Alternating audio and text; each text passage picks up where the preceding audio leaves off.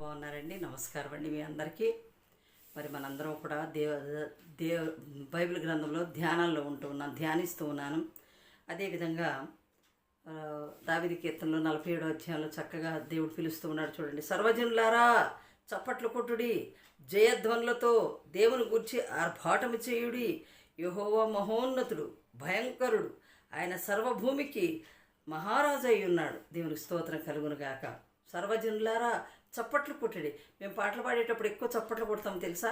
చప్పట్లు కొట్టి ఆనందంతో దేవుని స్తుతిస్తూ ఉంటాము.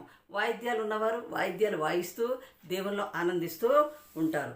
అట్లాగే జయధ్వనులతో దేవుని గురించి ఆర్భాటం చేయండి. దేవుని గురించి చూడండి, ఎవరైనా సరే ఎవరైనా సరే ఆనందంతో భజనలు చేస్తూ ఉంటాము కదా. చప్పట్లు కొడుతూ వాయిద్యాలు వాయిస్తూ జయధ్వనులతో ఆయన్ని మనము ఆర్భాటంతో ఆరాధించవలసిన వారమై ఉంటున్నాము. యెహోవా మహోన్నతుడైన దేవుడు, కానీ ఆయన మహాభయంకరుడు కూడా. ఎందుకని మనం చేరాని పనులు చేసినప్పుడు ఆయన ఉగ్రతకు మనము లోనైపోతాం. అది తెలుసుకోవాలి. దేవుడు చూస్తాడు, ఎంతో ఓర్పు పడతాడు.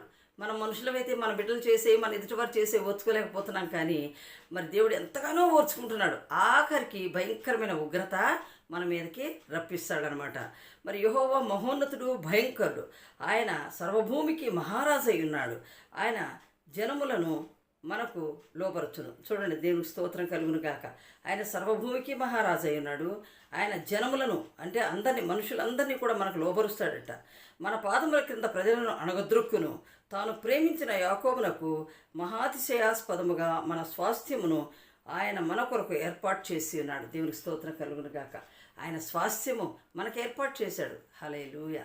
దేవుడి వాక్యం దీవించును గాక.